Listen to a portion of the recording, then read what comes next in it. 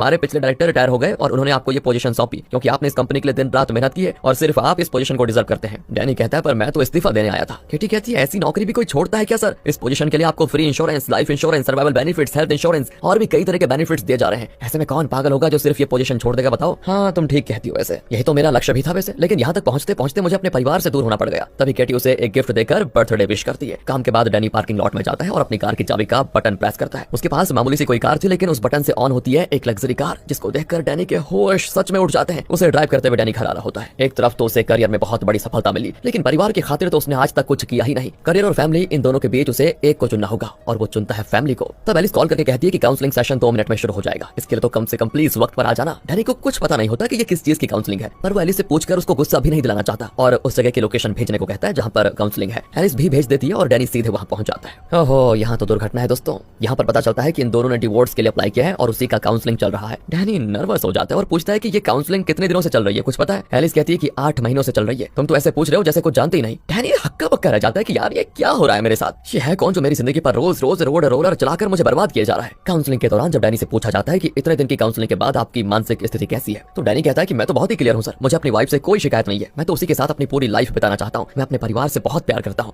Alice कहती नहीं sir, आप खुद जानते हैं कि पिछली बार डैनी ने कहा था कि उसे परिवार के साथ रहना अच्छा नहीं लगता और उसने ये भी कहा था कि इसीलिए मैं ज्यादातर ऑफिस में रहना पसंद करता हूँ। अब अचानक इसे परिवार पर इतना प्यार क्यों बढ़ रहा है? सब झूठ है सर, इसे ना मेरी फिक्र है और ना मेरी बेटी की। पर डैनी काउंसलर से रिक्वेस्ट करता है कि मुझे नहीं पता कि पिछली बार मैंने क्या कहा, अगर ऐसा कुछ भी कहा है तो उसके लिए मैं माफी चाहता हूँ प्लीज। अब मैं सुधर चुका हूँ और मुझे थोड़ा वक्त चाहिए। 1 हफ्ते के बाद अगला काउंसलिंग सेशन रखिए, तब आप खुद देखेंगे कि मेरे बारे में एलिस का नजरिया बदल चुका है। काउंसलर भी मान जाता है। बाहर जाकर डैनी कहता है कि चलो घर चलते हैं एलिस। पर एलिस कहती है मेरा जी अच्छा नहीं है, मैं कहीं और जाना चाहती हूँ, बाद में घर आ जाऊंगी। कहकर एलिस वहां से निकलती है और डैनी अकेला ही घर आ जाता है। एक और तो उसे एलिस को खोने का डर है, तो दूसरी ओर इस बात की टेंशन कि उसकी लाइफ में ये हो क्या रहा है। इसी कंफ्यूजन में वो घर में रखे हुए फोटोज को देखने लगता है। उन फोटोज में कई खुशी के पल कैप्चर किए गए थे। उन मोमेंट्स में डैनी तो नजर आ रहा है लेकिन उसे कुछ याद ही नहीं है। सोचिए ऐसी दुविधा में उसके मन में क्या हालत हुई होगी। वो टेंशन में फ्रिज से एक बियर निकाल कर पीता है और बचा हुआ बियर फिर अंदर रख देता है। मुड़ता है दोस्तों तो वो एकदम बदल चुका था, मतलब अब एक और साल बीत चुका है। इस तरह बात बात पर 1 साल गुजरता जा रहा है डैनी की लाइफ में। बताओ, वो तुरंत एलिस को कॉल करके पूछता है कि तुम कहाँ पर हो? वो कहती है मैं घर पर ही हूँ। डैनी कहता है कि मैं भी घर पर हूँ लेकिन यहाँ तुम हो नहीं। एलिस चिल्ला देती है कि तुम काम के मजे में ये तक भूल गए कि मैं तुम्हारा घर छोड़कर जा चुकी हूँ और दूसरे घर में रह रही हूँ। किस तरह के आदमी हो यार तुम? तो डैनी कहता है सॉरी सॉरी, गलती मेरी थी, लेकिन प्लीज एक बार तुम यहाँ पर आ सकती हो क्या? तुमसे एक जरूरी बात करनी है मुझे। वो बहुत ही विनती करता है तो एलिस कहती है ठीक है, मैं थोड़ा काम है, बाद में उसको खत्म करके आती हूँ। तब डैनी को एल्डर केयर सेंटर से कॉल आता है और वो बताते हैं कि डैनी के पापा का डिमेंशिया हद पार कर चुका था। फिलहाल वो बिल्डिंग की छत पर खड़े नीचे कूदने की धमकी दे रहे थे। डैनी तुरंत वहां पहुंचता है और छत पर जाकर अपने पापा से बात करता है। वैसे पापा से बात किए हुए डैनी को 5 साल हो चुके थे। डैनी पूछता है कि आप अपनी जान क्यों देना चाहते हैं पापा? वो कहते हैं कि मुझे यहाँ नहीं रहना, मैं अपनी स्वर्गवासी पत्नी के पास जाना चाहता हूँ बेटा। डैनी उन्हें बड़ी मुश्किल से समझा बुझाकर वापस नीचे लेकर आ जाता है और फिर उदास होकर घर चला जाता है। पर वहाँ किचन से कोई आवाज आती है तो डैनी को लगता है एलिस आ गई होगी, पर वहाँ